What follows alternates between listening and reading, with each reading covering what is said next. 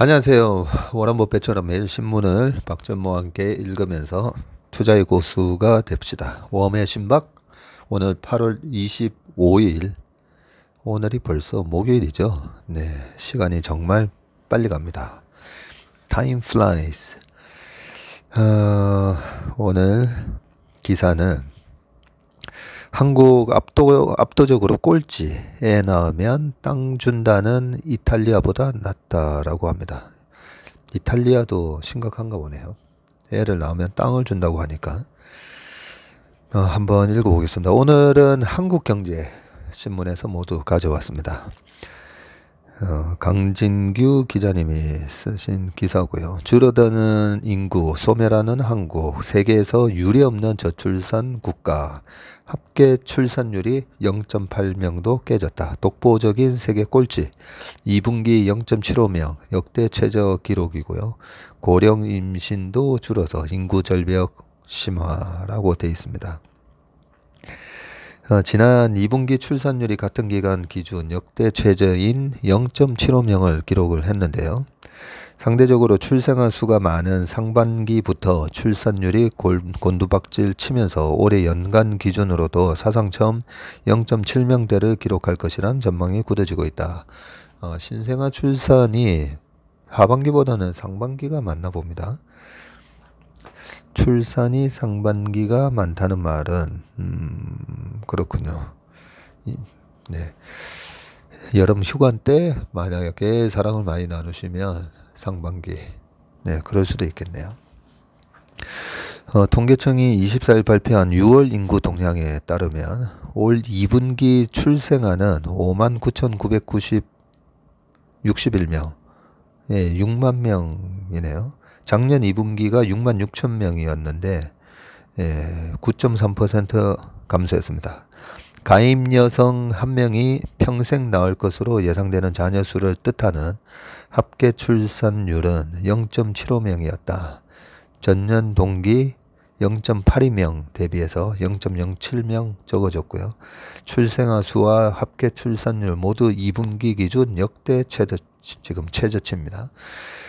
주 출산 연령대인 30에서 34세의 출산율이 크게 하락했다고 합니다. 30에서 34세 여성 1000명당 출생아는 71.1명으로 전년 동기에는 78명이었는데 6.9명 줄었고요. 25에서 29세는 27.7명에서 23명으로 더 줄었고요. 제일 많이 출산하는 연령대가 30에서 34세군요. 두 번째가 25에서 29세. 아니네요. 35에서 39세가 44.1명이네요. 그러니까 30에서 34세가 71명 제일 많고, 그 다음에 35에서 39가 44명 정도고요. 25에서 29가 23명. 이런 순서네요. 둘째와 셋째를 낳지 않는 경우가 많아지면서 출생아 중 첫째 비중도 같은 기간 55.9%에서 61.7%로 높아졌다. 애를 낳았을 때 61%는 첫 애라는 거네요. 연간 기준 합계 출산율이 올해 사상 처음 0.7명대로 추락할 것이라는 전망도 현실화되고 있고요. 최근 5년 동안 2분기 출산율은 연간 기준 합계 출산율과 거의 일치했다고 합니다. 2분기 출산율이 0.7명대 합계 출산율이 확정이 되면 한국은 2020년 세계 최초로 합계 출산율 0.8명대 국가가 된 지 2년 만에 신기록을 경신한다고 합니다. 이게 세계 최초 기록이군요. OECD에서 한 명 이하는 지금 한국뿐이고요. 저출산 골머리에 앓고 있는 이탈리아가 1.24명으로 한국에 비하면 아주 양호하네요. 세계 최하인 한국의 출산율이 바닥을 모르고 추락하고 있는데 2분기 합계 출산율이 0.75명으로 떨어지면서 올해 연간 기준 0.7명도 기정사실화 되고 있고, 네, 출산율 독보적 꼴찌. 네, 한 달에 2만 명도 안 태어나라고 되어 있고요. 이 그림을 보시면 월별 지금 추인데요. 1월 달에 24,598명, 2월 달에 26,654명, 3월 달에 22,952명이었다가 4월, 5월, 6월로 떨어지면서 가면서 툭툭툭 떨어지고 있습니다. 예.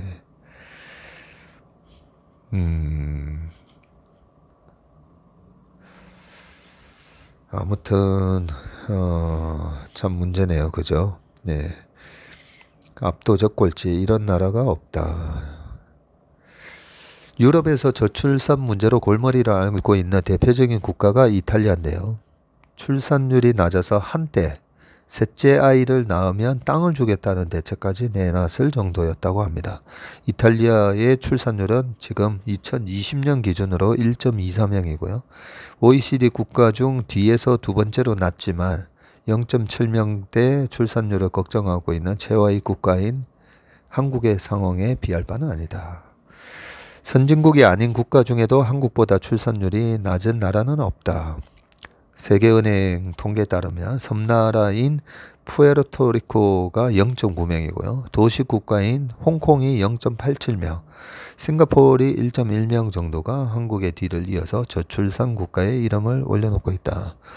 푸에르토리코는 잘 모르겠고 홍콩 같은 경우에는 워낙 이제 뭐 거기도 이제 딱정 같은 아파트 많이 소개되고 있잖아요.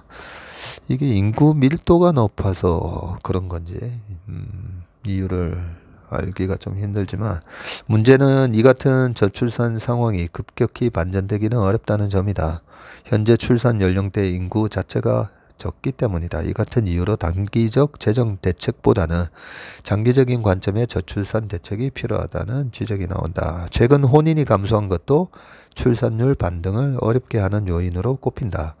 통계청에 따르면 지난 6월 혼인 건수는 14,898건으로 전년 동월 대비 1,337건, 8.1% 감소했다. 2분기 기준으로는 작년 동기보다 1.1% 줄어든 47,734건을 기록했다고 합니다. 제 아는 그 형님이 아들이 91년인가 92년생인데 네. 그 배우자가 될 만한 사람을 좀 소개해 달라는 부탁을 하셔가지고 처음에는 농담이신가 했다가 실제로 그런 부분들이 아주 요즘 보면 저희 회사에도 인턴 직원들이 이래 와 있는데 뭐 94년생, 93년생 그리고 보니까 다 결혼 안 했네요. 보니까 93이면 이제 뭐 30살이니까 31살 29이니까 괜찮지만 뭐 80년대 후반부터 90년대 초까지 그런 부분에 대한 걱정이 많으신 것 같아서 지금 보니까 이제 일단은 혼인을 안 한다는 거잖아요. 그죠? 네. 혼인이 계속 줄어들고 있으니까 33 정도만 하더라도 옛날에 제가 입사했을 때 94년도에 35살 그 결혼 안 하신 분이 있었는데 그때 당시에는 35인데 노총각이라고 불렀잖아요.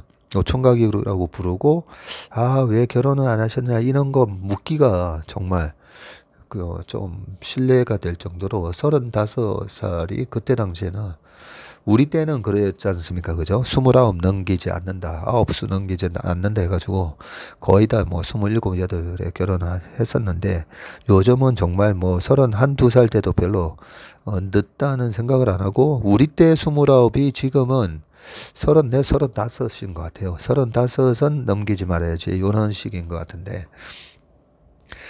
아무튼 뭐 최근에 이제 싱가폴처럼 그 육아를 봐주는 가사 도우미를 이제 뭐 해외 인력을 통해서 공급해야 된다 뭐 이런 얘기도 지금 나오듯이 아무튼 애를 키우기가 힘든 나라라는 인식이 좀 강한 것 같습니다. 좀 씁쓸한 얘기네요. 그 다음 기사 보겠습니다.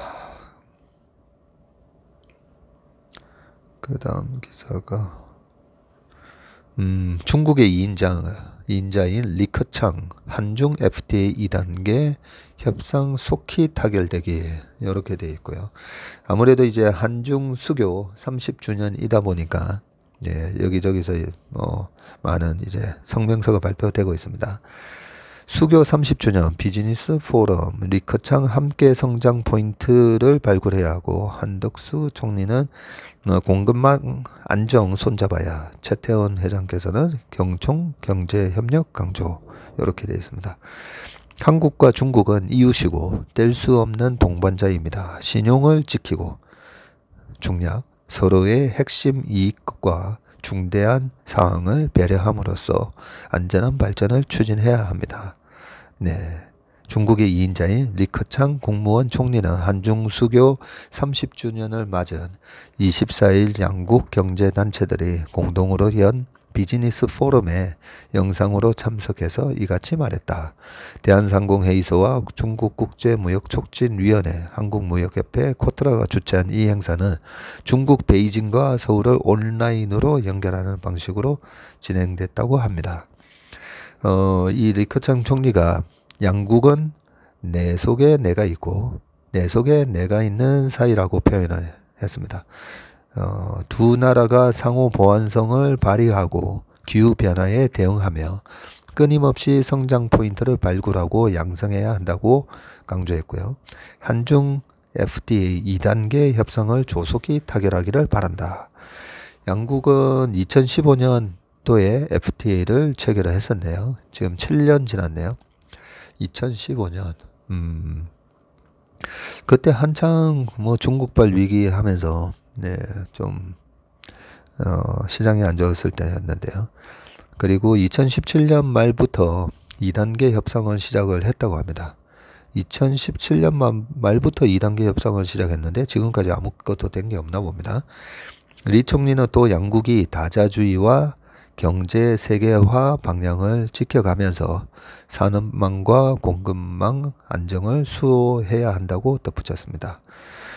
우리 한덕수 국무총리께서는 두 나라가 다가올 미래 30년에는 새로운 경제협력 단계로 도약해야 한다면서 글로벌 공급망 안정과 기후변화 대응 등 국제사회 현안에 대한 협력도 한층 강화해야 한다고 강조를 했습니다. 그러면서 2030년 부산 세계박람회 개최에 대한 중국 경제인들의 관심과 지지를 당부했습니다.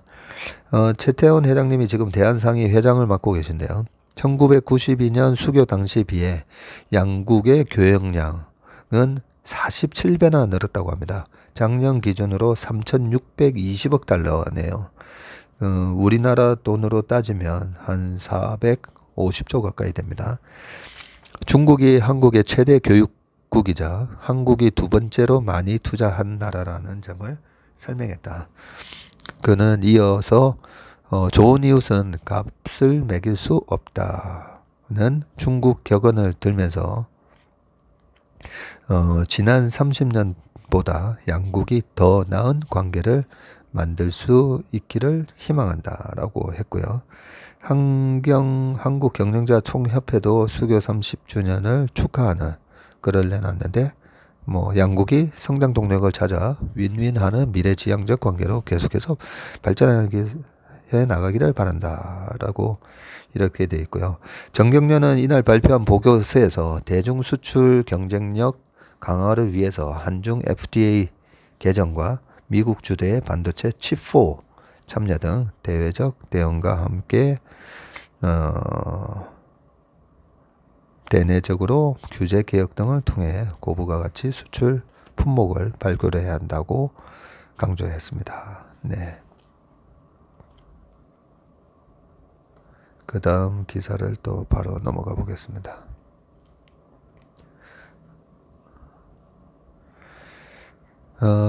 괌가는 이디야 커피 해서 미래 찾는다라고 되어 있고요. 요 기사 타이틀을 보면서 제가 이디야 커피가 우리나라 커피였나? 그렇게 생각을 했습니다.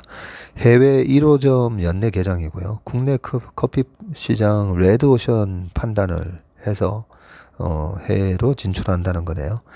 괌을 테스트베드로 미 본토행을 노려서 평택 드림 팩토리를 전진 기지로 한국식 커피 믹스 수출도 속도를 낸다고 합니다. 지금 사진에 보니까 문창기 이디야 커피 회장님과 권익범 대표님, 하태환 드림 팩토리 본부장님, 이석장 대표님께서 24일 경기 평택시에 있는 첨단 공장 드림 팩토리 시설을 살펴보고 있다는 그런 사진이 있네요. 국내 최대 커피 프랜차이즈 이디야 커피가 본격적인 해외 진출을 선언했다. 옛날에 뭐였죠? 우리나라 커피 브랜드였다가 카페베네, 예, 그 망했었죠. 지금은 이디야 커피가 최대인 것 같습니다. 이미 레드오션에 들어갔다고 판단하는 국내 시장에서 제살 깎아먹기식 경쟁에 매달리기보다는 해외에서 신성장 동력을 찾겠다는 구상이고요. 경기 평택시에 400억 원을 투자해서 준공한 커피 생산 시설을 기반으로 동서식품의 맥심이 하지 못한 K커피 믹스의 꿈을 실현하겠다는 목표도 세웠다. 어제 평택 얘기를 좀 했었는데 이디야 커피가 평택시에다가 또 400억 원 투자해서 준공을 했네요. 문창기 이디야 커피 회장님이 지난 23일 평택시에 있는 커피 생산 공장 드림 팩토리에서 기자들과 만나서 국내 시장은 포화 상태라면서 연내 괌에다가 1호점을 열어서 글로벌 시장에 진출할 계획이라고 밝히면서 과거 중국에 처음 진출했을 때 어려움을 겪은 경험이 있어서 오랜 기간 해외 공략을 위한 시스템을 마련해 왔다고 합니다. 세계인이 이디야 커피를 맛볼 수 있도록 하겠다는 계획을 실현하기 위한 준비를 마쳤다고 합니다.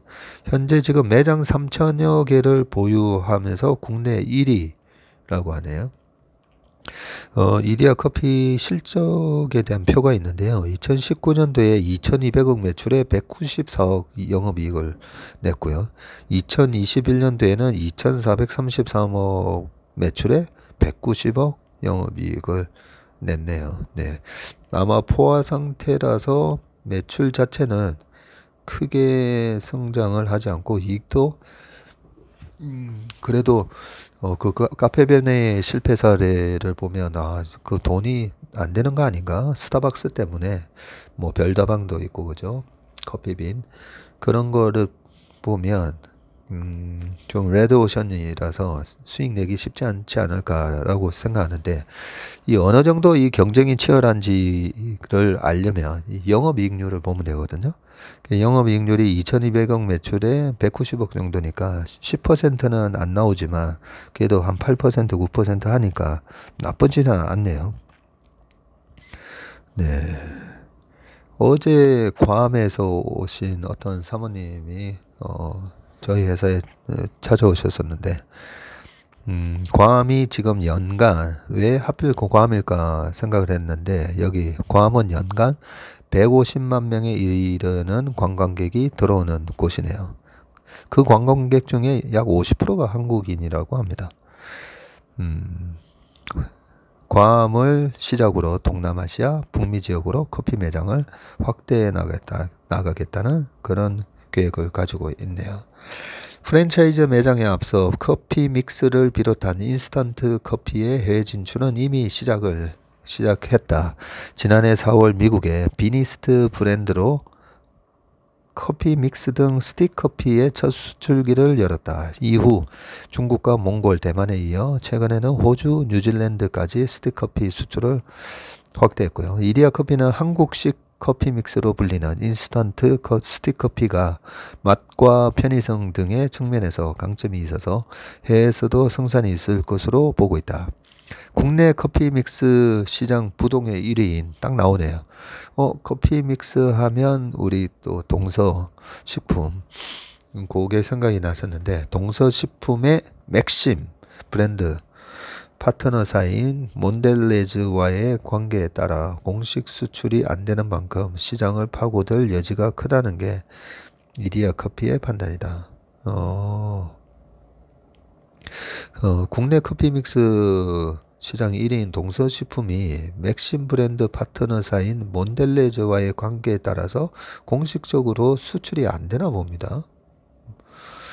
네.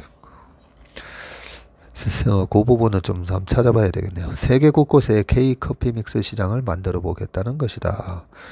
네, 그렇게 돼 있고, 글로벌 시장 진출을 위해서 평택의 이 드림 팩토리의 대량 생산 기반이 지난 20년 4월 달에 13,064 스퀘어미터 규모의 커피 생산 시설을 완공을 해놨었네요. 세계적 로스팅 기기 제조사인 스위스의 뷸러, 독일 프로바사의 최신식 설비를 도입하고 원두 로스팅뿐만 아니라 파우더 등 원재료와 스틱커피, 커피 믹스 생산도 자체적으로 할 수 있게 됐다. 예, 그렇게 되어 있습니다. 하여튼 우리나라의 1등이 저는 세계로 뻗어나가는 그런 글로벌라이즈 모멘텀을 갖는 그런 회사를 유심히 보는데요. 아마 이디야 커피는 상장이 안 돼 있겠죠. 아마 안 돼 있고, 어쨌든 세계로 잘 뻗어나가서 세계 속에 또 한국 커피를 알리는 그런 기업이 되시길 바라겠습니다. 그러면 K커피, 이런 것도 K커피라고 불러야 되나요? 그 다음 기사를 보겠습니다. 농심 짜파게티 가격 14% 올린다.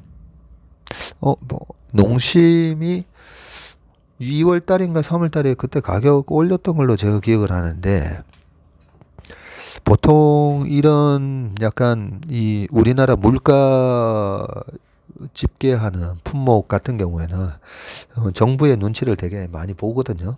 그래서 보통 음식료의 그 가격 인상이 그 대통령 임기 말기잖아요. 약간 레임덕 현상일 때, 그럴 때 이제 음식료 회사들이 슬쩍슬쩍 이제 가격을 올리는 경우가 많습니다.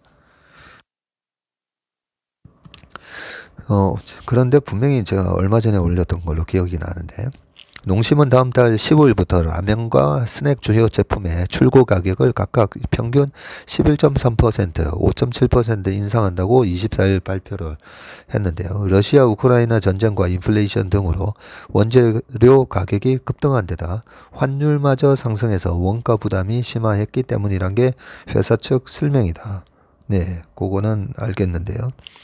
회사 관계자가 올해 2분기부터 국내 협력업체들이 소맥분, 전분 등 라면과 스낵의 원료, 납품 가격을 올리면서 농심의 제조원가 부담이 더욱 가중됐다고 했고요.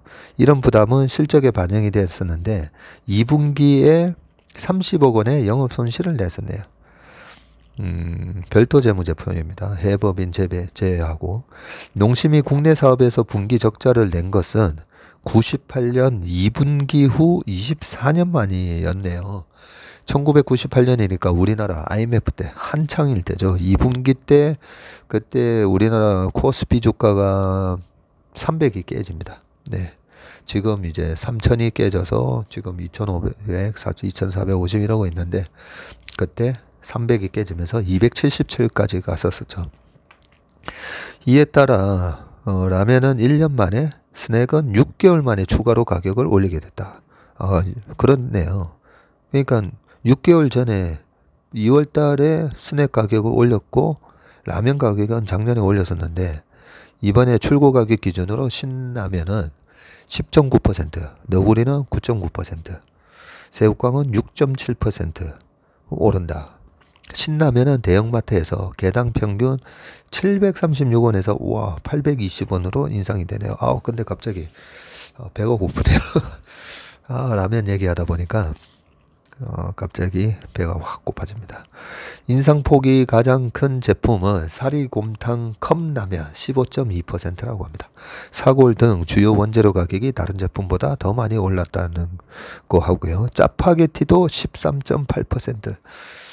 짜파게티 얘기하니까 얼마 전에 밤에 짜파게티를 정말 몇 년 만에 한번 먹어봤었는데, 짜파게티의 경우 올리브유를 별도 포장에 넣기 때문에 원부자재 부담이 컸다고 합니다. 네. 증시는 농심의 가격 인상을 불확실성 해소에 따른 호재로 떨어뜨리면서 어제 6.13% 예, 올랐네요. 그렇습니다. 네. 그 다음 기사를 또 보겠습니다. 그 다음 기사는 10년 만에 정부 론스타 6조 원 분쟁 31일 결론이 나눠봅니다. 이 론스타 문제가 10년 만인가요? 네. 한번 읽어볼게요. 미국계 사모펀드 PF 운용사 론스타와 한국 정부의 6조 원대 투자자 국가 분쟁 해결 ISDS의 결론이 오는 31일 나온다. 론스타가 2012년 11월 한국 정부를 상대로 46억 7,950만 달러의 손해배상을 요구하며 제기한 ISDS다. 한국 정부가 패소하면 대규모 손해배상 부담을 떠안게 된다. 론스타, 야, 그렇군요. 론스타가 2012년 11월 한국 정부를 상대로 손해배상을 요구하면서 한 거네요. 한국 정부가 패소하면, 야, 엄청난 또 바가지를 쓰게 되네요. 론스타 이제 사건 일지를 좀 한번 읽어보겠습니다. 2003년 9월 달에 금융위에서 론스타의 외환은행 인수를 승인을 해줬었습니다. 네. 2006년 1월 달에는 론스타가 외환은행 매각 추진을 했고요. 네. 그리고 12월에 검찰이 외환카드 주가 조작 혐의로 외환은행과 론스타를 기소를 했고요. 2010년 11월 달에 하나금융 론스타와 외환은행 인수계약을 하면서 이제 외환은행을 하나은행에 팔게 되죠. 요 연역 전에 좀 하나 말씀드리면 2003년 9월 달에 론스타가 외환은행을 인수하거든요. 요때 어떤 일이 있었냐면요. 1999년도에 제가 12월 달에 외환은행에 면접을 보러 미국에서 들어왔었어요. 면접을 들어와서 그때 이제 코퍼레이트 파이낸스라고 해서 기업금융 쪽에서 이제 사람을 뽑는데 그 면접을 보고 나니까 그때 이제 주택은행, 지금은 이제 KB은행인데요. 그때 주택은행 다니는 형님이 아니 그 외환은행 망했는데 위험한데 왜 외환은행을 들어가냐. 네, 그런 얘기를 했었습니다. 그때 외환은행 면접 보고 신한투신 면접 보고 네, 신한투신에서 외환은행보다 빨리 연락이 와가지고요. 신한투신 들어가서 이제 고용계약서 작성하고 나오는데 외환은행에서 이제 최종 합격했습니다. 오라고 했었는데요. 그 외환은행이 우리나라 그 IMF 거치면서 이제 거의 망한 상태였었고요. 예, 그런 상태에서 이제 론스타가 외환은행을 인수했고 그 전에 이제 공적자금이 투입이 됐겠죠. 그 투입된 공적자금으로 이제 아마 외환은행에 지분을 아마 넘겼을 거고요. 그런데 2006년 1월 외환은행 매각 추진돼 있는데 그때 외환은행이 보면 은행이다 보니까 그 여러 가지 대기업에도 보면 대출이 나간 게 많은데 그 대출이 다 보면 회수가 안 됐을 때 그 대출금을 갖다가 출자 전환이라는 거 하잖아요. 예, 돈을 빌려줬는데 못 받으니까 그걸 갖다가 이제 주식으로 출자 전환. 그래서 외환은행이 하이닉스 있잖아요.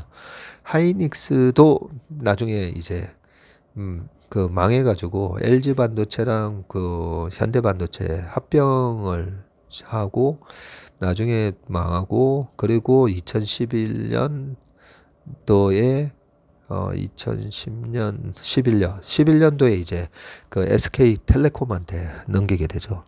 근데 나중에 이제 하이닉스가 돈을 많이 벌게 되니까 그 하이닉스 같은 회사의 주가가 다시 이제 살아나게 되고요. 말 나온 김에 하이닉스 주가를 좀 보면서 얘기를 해야 될 것 같네 보니까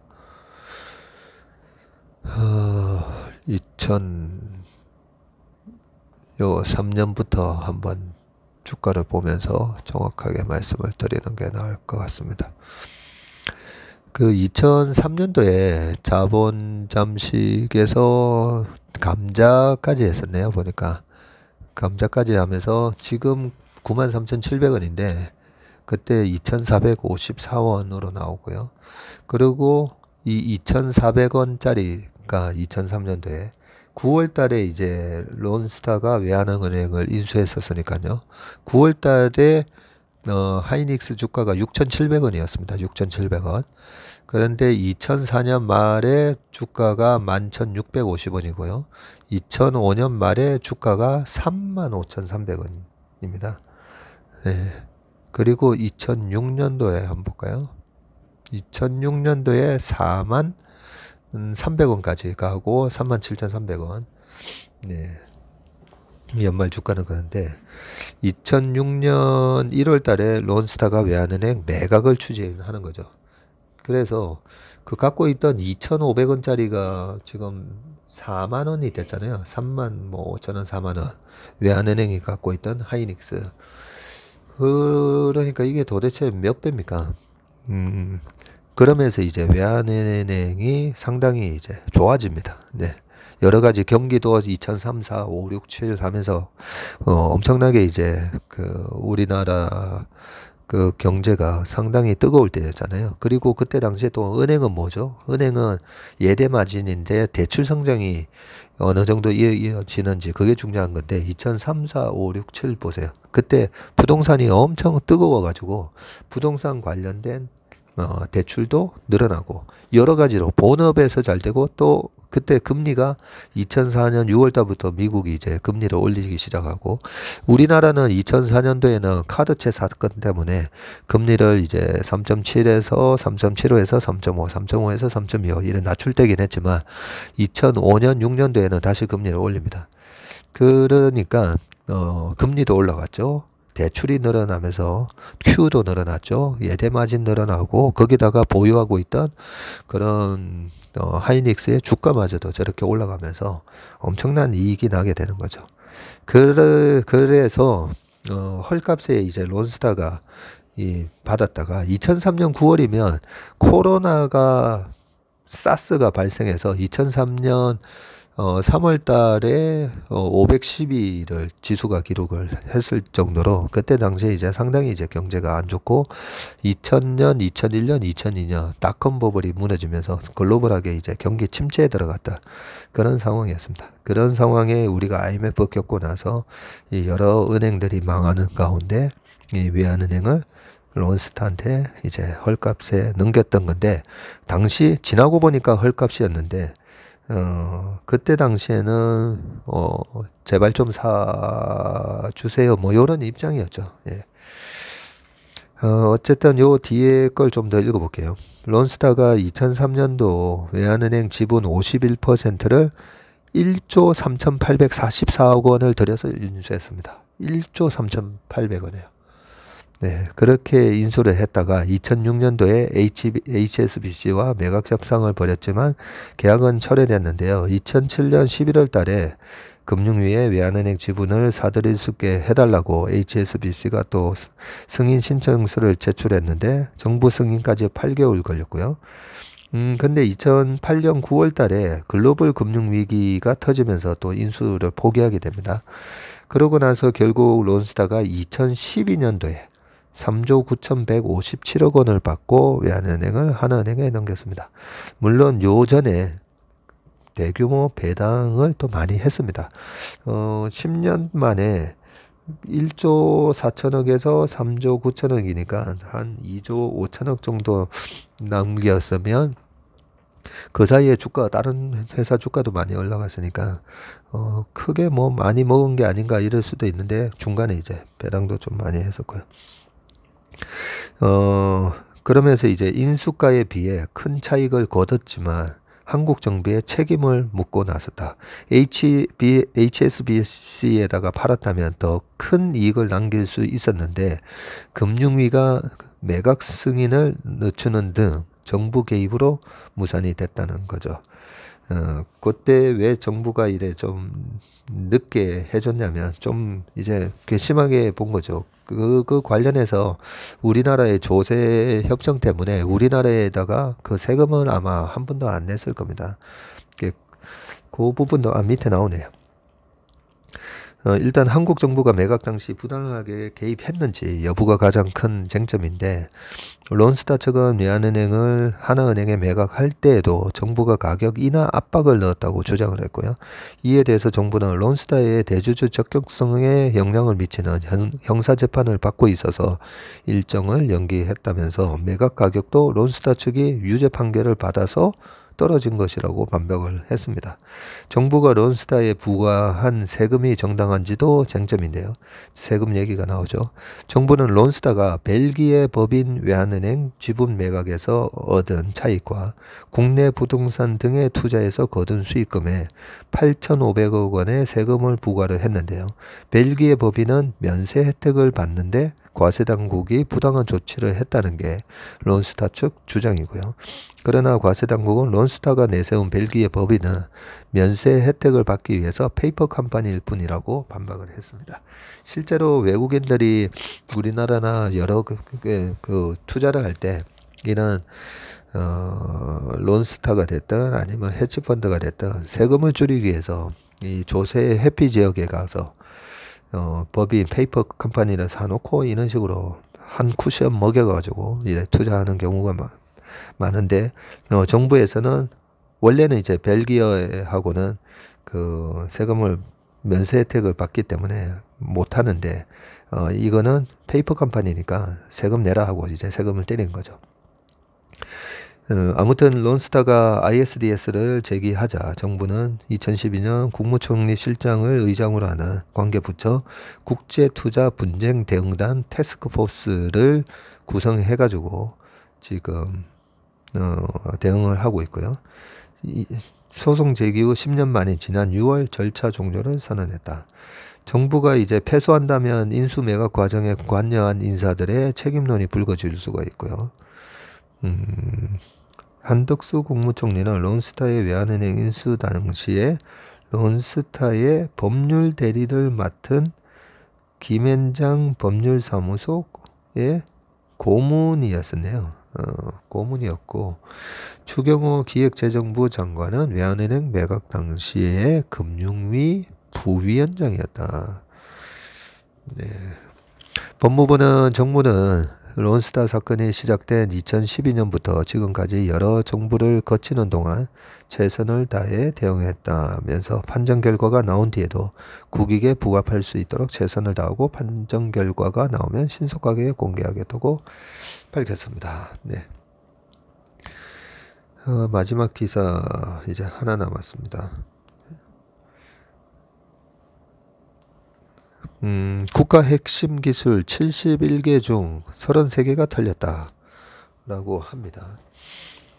요런 부분을 국정원에서 이제 관리를 잘 하고 계실 건데, 어떤 기술이 털렸는지 한번 보죠. 5년간 기술 수출, 기술 유출 피해가 총 22조 원에 달한다고 하네요. 네. OHD, 천장 대차 장치. 반도체 디스플레이 제조 공장의 핵심 설비인데요. 웨이프 등 정밀도가 중요한 소형 물체를 집어 올려서 공장 천장에 구축된 레일을 따라 이송시키는 역할을 한다고 합니다.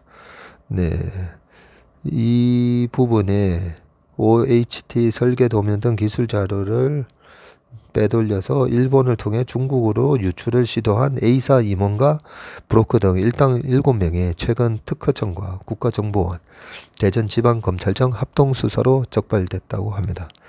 네, 반도체 장비 업계에서는 해당 기술이 빠져나갔을 경우 기술 개발을 위해 투자한 금액을 포함해서 1,150억 원 이상의 피해가 발생했을 것으로 나온다고 합니다. 네, 이 표가 나오는데 국가 핵심 기술 유출 적발 건수가 2017년도에 3건에서 지금 2021년에 10건. 자료는 국가정보원입니다. 옛날에 이제 안기부였고 지금 이름이 이제 국정원인데, 국정원에서 이제 이런 거 계속 체크를 하고 있죠. 네. 아무리 돈을 벌고자 하더라도 이 나라의 핵심 기술을 이렇게 빼돌리면서 돈을 벌어서 뭐 하겠습니까? 그죠? 네, 이런 부분은 예, 국정원에서 계속 이렇게 감시를 좀 해주셔야 되겠네요. 네, 오늘 주요 기사는 여기까지입니다. 네, 오늘 목요일 하루도 건강하고 행복한 하루 되시길 바라겠습니다. 감사합니다.